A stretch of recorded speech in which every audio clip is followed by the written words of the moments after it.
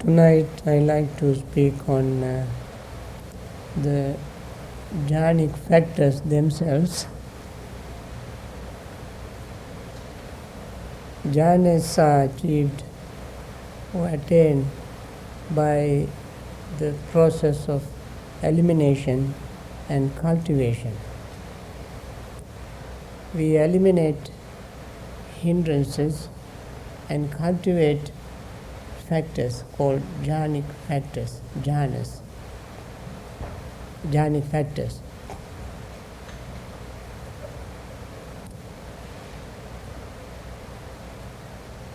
Elimination of hindrances is not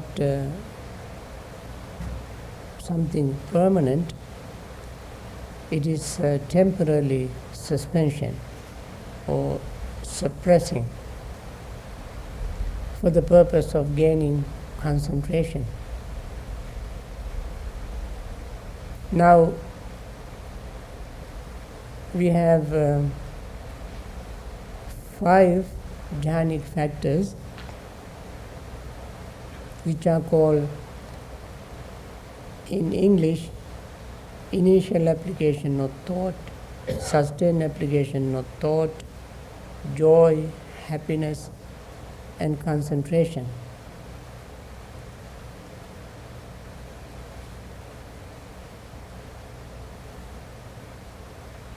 I don't know the reason why the first factor is called initial application of thought,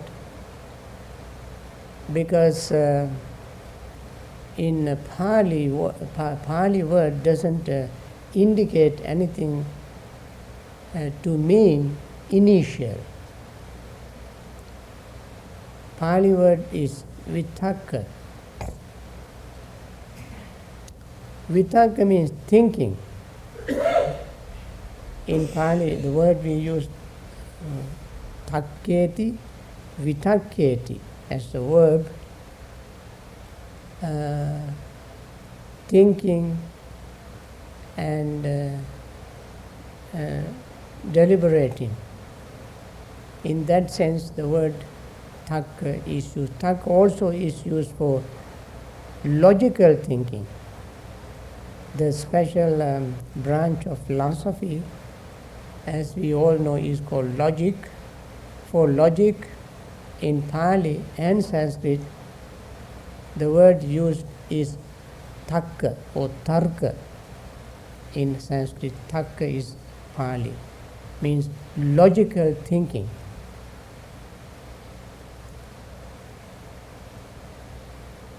Some people translate this word into English as discursive thinking.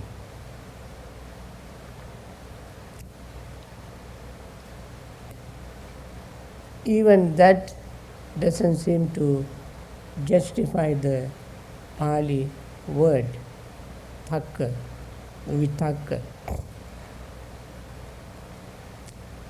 Vitakka simply means thought, thinking process. And thinking of 2 types, wholesome thinking and unwholesome thinking. In Pali, there is another term for the same thing, that is sankappa, thinking. In the Noble Eightfold Path, we find that word, sankappa, samma sankappa, wholesome thinking, wholesome thought. And this wholesome thought also are called in Pali either samma sankappa or samma vitakka, as opposed to wrong thinking, miccha sankappa or miccha vitakka.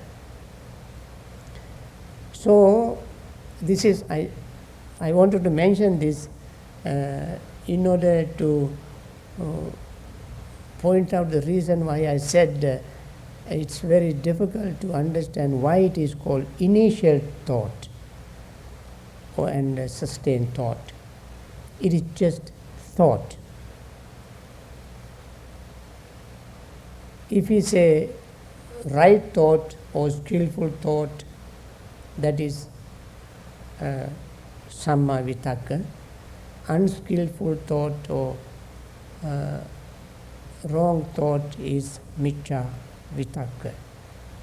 Anyway, in the jhana formula, it's invariably mentioned everywhere vitakka, vitakka vichara.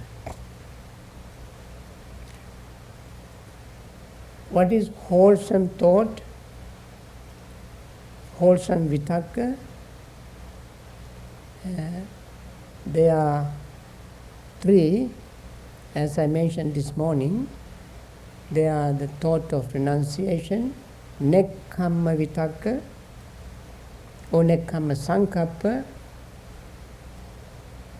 avyapada vitakka, or avyapada sankappa, and avihingsa vitakka, or avihingsa sankappa. These are wholesome thoughts, based on wholesome roots. Since they are based on wholesome roots, they are called wholesome thoughts. Thought of renunciation is called nekkhamma. Nekkhamma means renunciation. When you hear the word renunciation, you might think that simply means we had to renounce the world, renounce our household life, renounce our properties, our bank accounts, our husbands, wives, families, and this kind of thought. That also is true, but renunciation has even more practical. Other is not impractical. It is also practical, but more simple meaning, very general meaning of renunciation, and even deeper meaning. That is, anything, letting go of anything is called renunciation. We can let go of greed for a piece of chocolate. That is renunciation. We can let go of additional pair of shoes when we have decided to buy that. We can let go of that. That also is renunciation. So renunciation means the minutest thing to the largest thing that we give up is called renunciation. Renunciation in the more deep sense means the thought of letting go of things. This happens, as I mentioned yesterday, particularly in the meditation. This becomes extremely practical and useful, meaningful. When we try to gain concentration, greed can arise. At that moment, even temporarily, we can let go of that greed. Desire to see something, hear something, smell something, taste something, touch something, and even to think something, or desire to experience certain pleasant sensation, pleasant feeling, desire to have a pleasant thoughts, whatever desire it may be, whether it is for the sensual pleasure or the thought, we let go of that. That letting go of anything, any thought, is renunciation. And that actually is what is meant by this term in during meditation. So this is one aspect of initial thought. I still continue to use the word initial thought, although I have difficulty in understanding why they use it. But still, since people are so accustomed to this term, all of a sudden I cannot coin new word until we find a better word or more meaningful, more comprehensive word. We continue to use this. This one thought of renunciation, thought of initial thought. Thought of generosity. And thought of generosity is based on the root of what is called non-greed. Non-greed, non-hatred, non-delusion are three wholesome roots. Putting them more positively, non-greed is thought of generosity. Non-hatred is thought of friendliness. Non-cruelty is thought of compassion. So, second initial thought is the thought of loving friendliness. It is called avyapada sankappa or avyapada vitakka. Thought of not hating. And that also is very important, especially in the practice of meditation. And when we try to gain concentration, this becomes a stumbling block. Hatred, anger. I think some people have anger towards themselves. They hate themselves. I have often heard people say, I cannot love myself. I can love everybody else, but I cannot love myself. This is completely contradictory statement. How can you love anybody else on earth if you don't love yourself? It's not going to work. Perhaps the person might be thinking of greed, attachment, lust, but not loving friendliness. Loving friendliness is something more altruistic than lust or attachment. So one has to have that for oneself. Loving, friendly thought. That's why we repeatedly recite the words of friendliness. We have to cultivate it within ourselves. And as I said, it has a soothing, comforting, relaxing effect on our body and mind. The third is thought of compassion. Avihimsa sankappa or avihimsa vitakka. Himsa means hurting, harming. Avihimsa means not hurting, not harming. Thought of not harming. It's different from thought of hatred.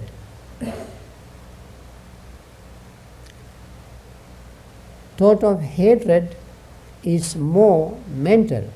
Thought of harming is more physical. We want to harm somebody, hurt somebody, expressing, saying something to hurt, insulting words, some derogatory remarks. We want to express. Of course, even that has the same common root as hatred, same root. There is no root separate root for cruelty. There's no root of cruelty.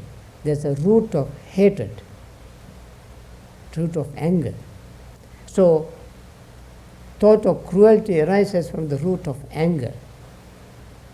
Now these three unwholesome roots always damaging, therefore we have to cultivate these wholesome thoughts to make our mind calm and peaceful. Therefore, initial thought is the thought of friendliness, thought of compassion, and thought of renunciation, generosity. Generosity, friendliness, and compassion are the initial thought.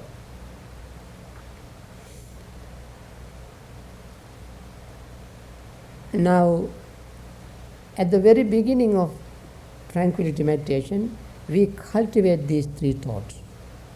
At the very beginning of vipassana meditation, we cultivate these three thoughts. And therefore, cultivation of these three thoughts are very necessary for both tranquility meditation and insight meditation.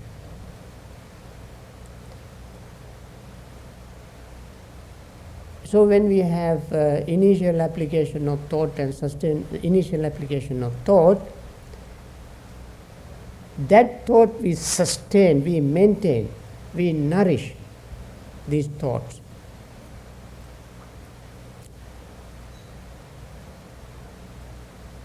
When we have the sleepiness and drowsiness, when we have initial application of thought, sustained application of thought, sleepiness and drowsiness fades away. Initial application of thought and sustained application of thought are sustained, supported, nourished by mindful reflection. Initial thought and sustained thought we nourished with mindful reflection. Please remember this is very important in the practice, even in the practice of jhana, to have mindfulness, to nourish these roots. When we have unmindful reflection, we suffocate these three thoughts. Initial thought and sustained thought, we suffocate. We starve them to death. We strangle them when we have unmindful reflection. When we have unmindful reflection, we nourish the root of sleepiness, drowsiness that comes from delusion, moha. We nourish the root of moha with unmindful reflection. When you have mindful reflection, we suffocate this unwholesome root, starve it to death. So we got to have a mindful reflection to overcome sleepiness and drowsiness by cultivating initial application of thought and sustained application of thought. So the mindfulness starts even from the very beginning of tranquility meditation. It comes to blossom at certain level. I tell you where it comes to blossom. So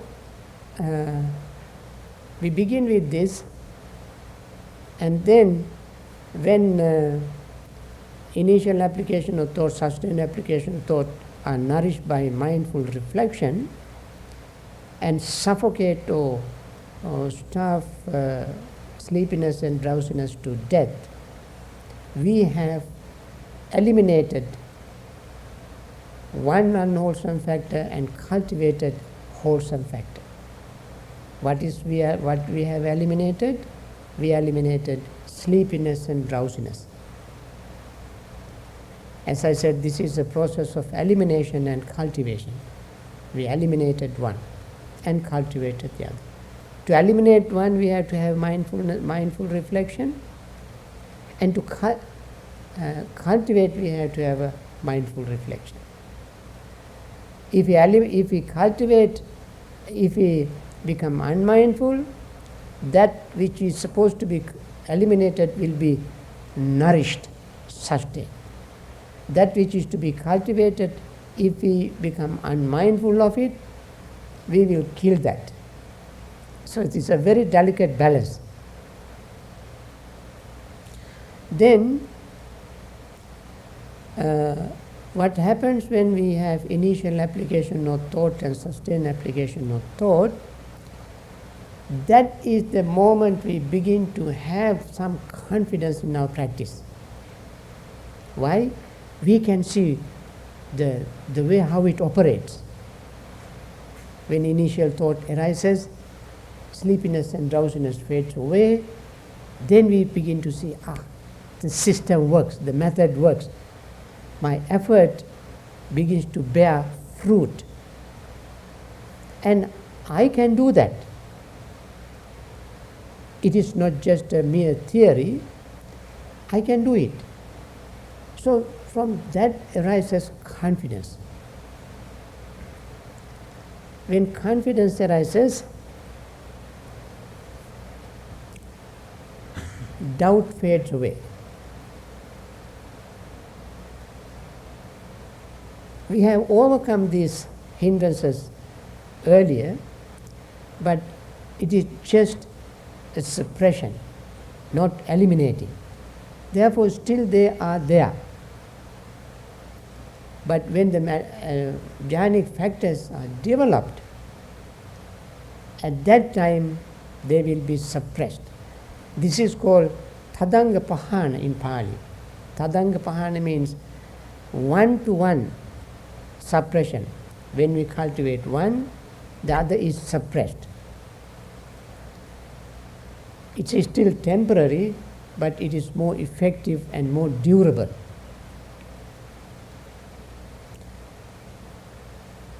When sustained application thought becomes stronger and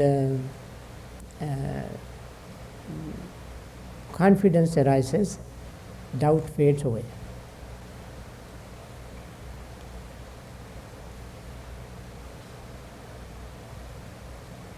Now, why do we need sustained application of thought at that time in jhana?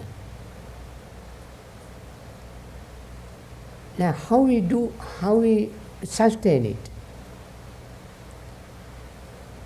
As I said at the beginning, we start practicing loving our jhana meditation with the loving friendliness thought. And loving friendliness thought begin to take root. That is what sustained application of thought does. When the loving friendliness, compassion and generosity begin to take root and make the practice steady. And that is the moment sustained application of thought becomes strong. And that is the moment we will have more confidence and our doubt fades away. Now we have gone 2 steps. Both steps are on the one hand positive cultivating, 2 steps we cultivate and 2 steps we eliminated. 2 factors eliminated, 2 factors cultivated. The factors we cultivate are initial application of thought and sustained application of thought and confidence, and factors we eliminated are sleepiness and drowsiness and doubt. And that in fact gives us even a greater boost, spiritual boost for the practice. We begin to feel more courageous, and that is the moment we will have real joy. Joy begin to develop, because we have seen the results. It is said, as you experience, you begin to see along with the sustained application of thought and confidence, you begin to feel tiny little growth or development of rapture, joy. It arises, it is just like initiating itself. It itself begins to grow, cultivate. And when that arises, our resentment, anger fades away. Anger will be suppressed.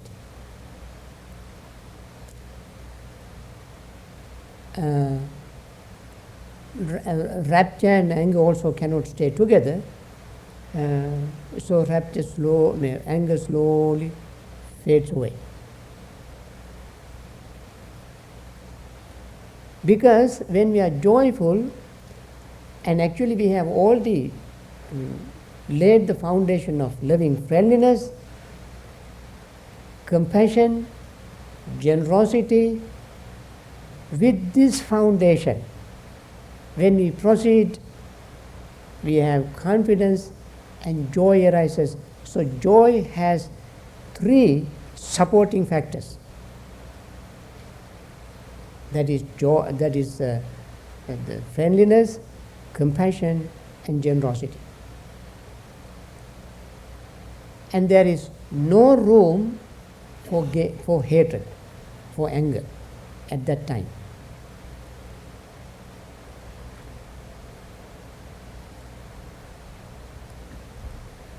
To cultivate jhanas with anger is not possible. In some tradition, some people, maybe it is more mythological, that they attain jhana and they use the jhana to hurt others, to use their psychic power to destroy situations, people, places. So they sort of do a lot of destructive things. But not according to the Buddhist, according to Buddhist type of jhana. Buddhist type of jhana is always wholesome, always peaceful. Because of these wholesome factors, from the very beginning we cultivate wholesome factors. And therefore there is no room in that mind to develop hurting thoughts, unwholesome thoughts. And when joy arises, anger fades away, therefore there is no room for cultivating hatred. And then when joy arises, joy or rapture, sometimes it is translated as rapture, sometimes it is joy, and this is somewhat confusing, but I like to stay with the word joy for piti. When that happens, anger fades away, then the mind filled with joy will have happiness. Happiness is so strong, so calming, so soothing, comforting, peace-generating state of mind that all restlessness and worry fades away when happiness arises. Now I want to show the distinction between joy and happiness, and also joy and happiness is incorrectly used in conversations. When people are excited, they say they are happy, but it is completely diametrically opposite of happiness. Excitement is not happiness. When happiness arises, excitement fades away. With the excitement, we cannot gain jhana. You may be excited about your new appointment, excitement about your expected friend, something that you are materially going to gain. When you are thinking about it, you will be nervous and excited and waiting for that. Or when you get something materially, you become excited. And you may express this excitement by smiling, by laughing, by singing, by kissing, by hugging, by dancing and expressing something physical. That kind of physical expression will no longer be there when we are really happy. When we are happy, we are content, fulfilled. We have accomplished. We wanted to get what we got, what we wanted. Not materially, but spiritually. Not for the body, but for the mind. So, happiness is just the opposite of excitement. Joy is the opposite of resentment. Now, the difference between joy and happiness also is important to remember. We use very popular simile to illustrate the difference between these two. If you remember the simile, you can remember the difference between joy and happiness. My favorite simile is a man traveling in a desert.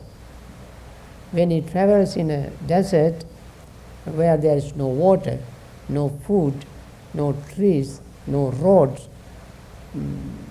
no one to talk about, and you are thirsty, hungry, tired, full of worries, and dry.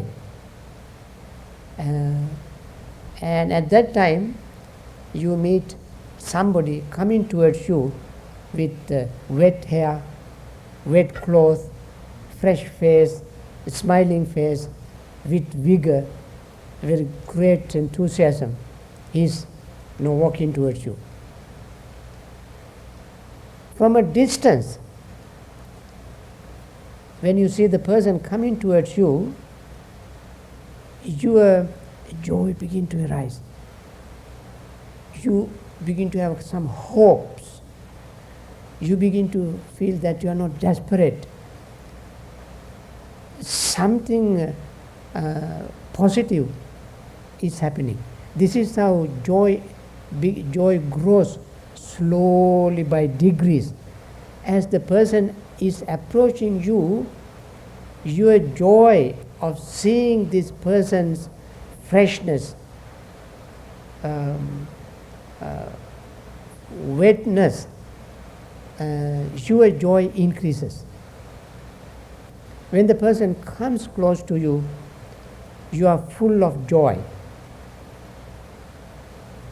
Then you will ask the person, how come that he looks fresh, he looks energetic, his clothes are wet, face is wet, hair is wet?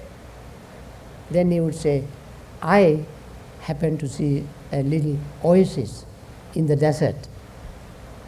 Hearing that word, your joy even increases even more. Then that person would pass you, and you walk towards the lake, the oasis, and again your joy continues to increase as you approach. When you see the oasis from a distance, you will have more joy, and as you get close to it, you will be more joyful. And this is how the joy continuously increases, slowly and gradually. At every moment, every new hope that arises, your joy will increase. And then, when you see the oasis, you are so desperately looking forward to a place like this. You jump into it with your clothes, and swim in it, drink water, eat lotus roots, lotus buds, and swim as long as you like, and then come out of the water and relax your hands and legs, stretching hands and legs. You say, what a relief. That is happiness. Happiness is contentment, fulfillment, accomplishment. So, the weariness is gone, worry is gone, hopelessness is gone.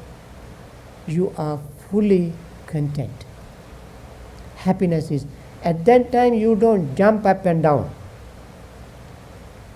because you have swam, you have drank water and so forth. You just want to enjoy this joy, bliss of contentment by relaxing, having even a nap on the bank of this beach or this lake. That kind of calming, soothing, comforting, composing feeling you will have when you have happiness. And what that does, it would put off all your worries, all your fears. And moreover, that would lead to concentration. Just like when you have a nap on the bank of that oasis, you gain concentration. Now, there is some English translation of jhana. In that translation, in ancient English, when these Pali terms originally translated for the first time into English, these are not. They are not trying to express something spiritual. They don't know what it is. So alien to these people who translated that. Therefore, they translated as trance. Trance. As I understand, the word trance is something that activates yourself. I mean, make a lot of physical movement when you are in trance, right? Not you are calm and peaceful. It is because of not understanding these terms well, they use these terms. That is why it is at that time they use this word initial application of thought, sustained application of thought. Even up to this date, we use these two terms without thinking very much.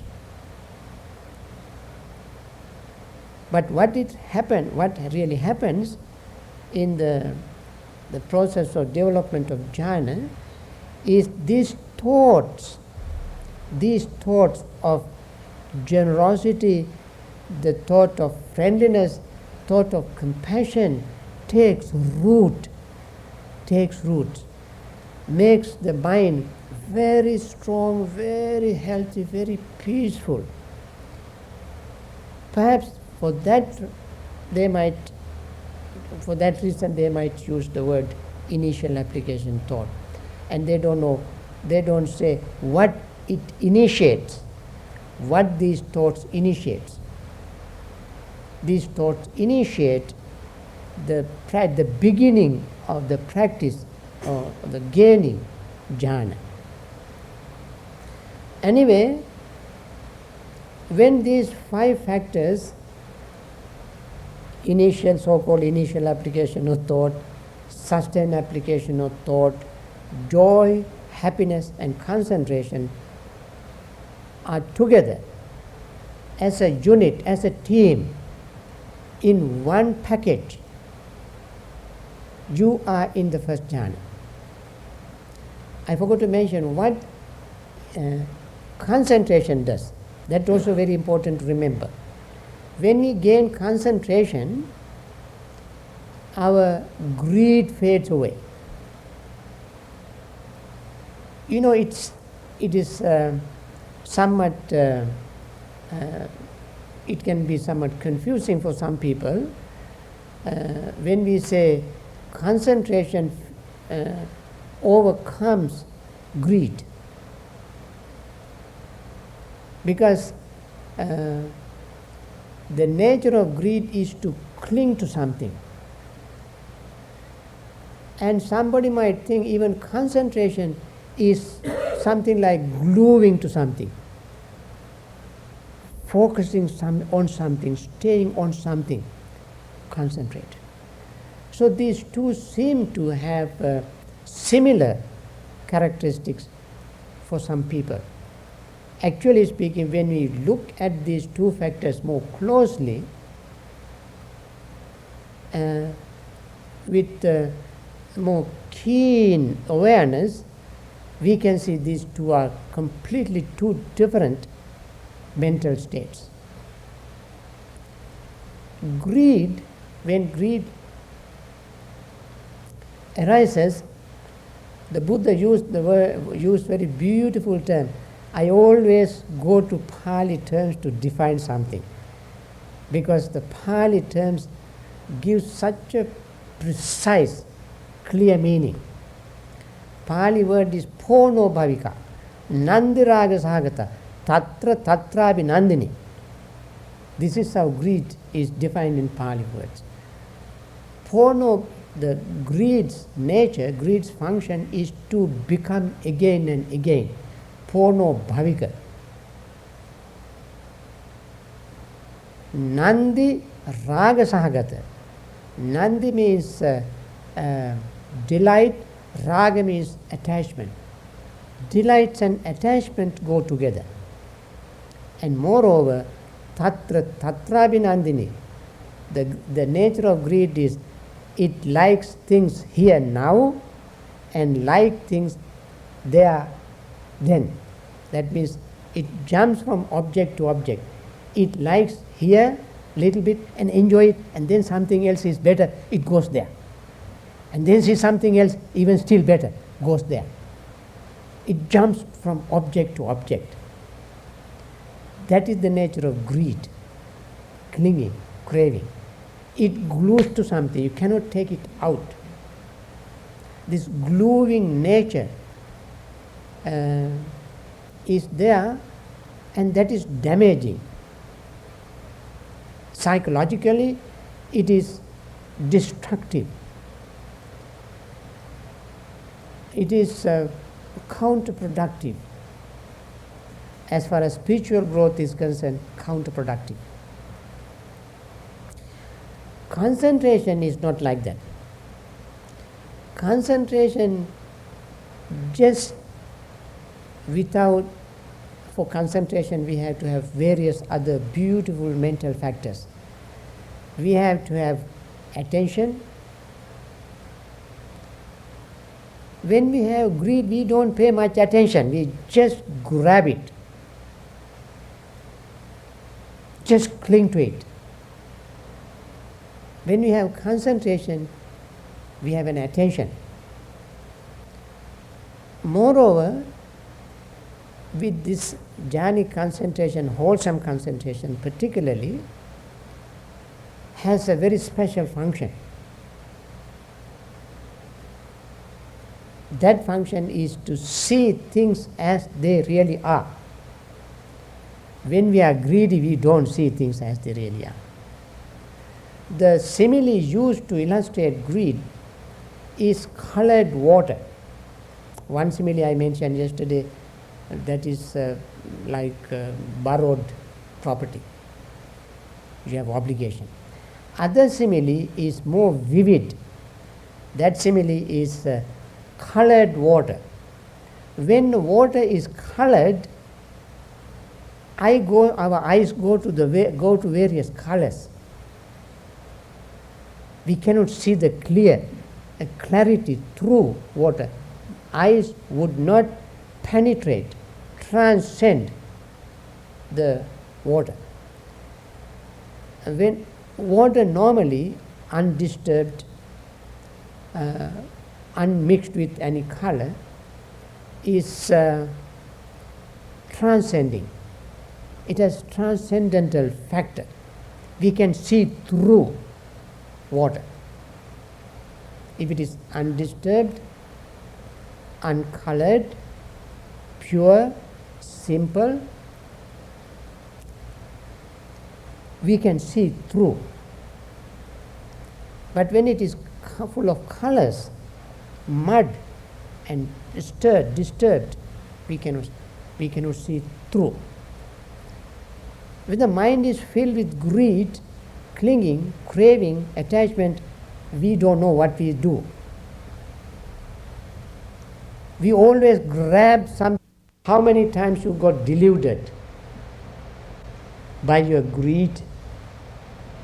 It appears to be very pleasant, beautiful, attractive, tempting. But you got hold of it, or hold of that being or person, boy, you begin to see the reality. And that you do not see at the beginning, because the mind is cluttered with greed. But when we have concentration does not do that. Concentration always enables the mind to penetrate the reality, the truth, if it is true concentration. Of course, the first jhanic concentration, even the first jhanic concentration is powerful, not of course as powerful as higher jhana. Now what happened in the first, when we attain the first jhana, this attainment is called first jhana, jhanic attainment. You have initial application of thought, sustained application of thought, joy, happiness and concentration, 5 factors and 5 hindrances. We eliminated 5 hindrances, cultivated 5 factors, and when these two are in like a balance, like a scale, you are balancing them with a very flimsy thread because any time it may tilt one side to one side or the other. And therefore, the attainment of the first jhana is a wonderful attainment, marvelous and most remarkable attainment compared to ordinary state. Unfortunately, that has its flip side, its downside.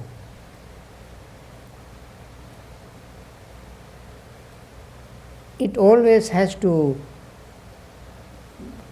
maintain with a tremendous awareness, tremendous effort, because you tend to lose it. You lose it because the hindrances are not completely destroyed. They are temporarily suppressed. As long as the jhanic factors remain strong, hindrances become inactive. And therefore, they can continue to haunt the mind. However, you can strengthen the first jhana by attaining, by reflecting upon it, by determining to attain it, determining to come out of it, and reflecting on each factor, advantage of each factor and disadvantage of each factor. We got to reflect. When we keep reflecting and attaining them again and again and again, then the first jhana become more durable, more strong. It is not advisable for someone to jump into the second jhana, second level. Buddha gave very vivid simile to illustrate the mind that wants to jump to the next level. He said it's like a cow coming into a grassland in spring. In spring, grass is grown everywhere. So she would nibble here a little bit and then raise the head and look over and see more grass greener there. Greener over the grass over there is greener. So she will jump there and nibble a little bit there. And then look over this side, then she sees grass there is even greener than here. So she would go and nibble there. So she would go nibbling here and there all day long, and finally she would get lost. She would not know where she came from, how to return, and she would get lost. Similarly, when one attains the first level, one has to be very patient. Most people don't have enough patience. That's why even they lose even the first jhana. Even attaining the first jhana becomes very difficult because of impatience. When they get little bit of joy, they get excited because the mind is not trained to be patient. And therefore, although patience is not mentioned as one jhanic factor, we would like to add that also as an important factor. Have patience.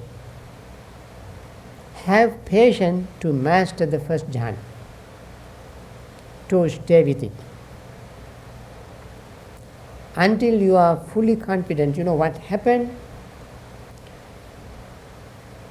This is very, this the beauty of this attainment. When you keep repeating it over and over, many times, the mind becomes conditioned, it becomes strong and mature and ready to go to the next level. When the mind is ready to go to the next level, you don't have to wish. You don't have to make any special effort. When the mind is ready, the mind naturally glides into the next level.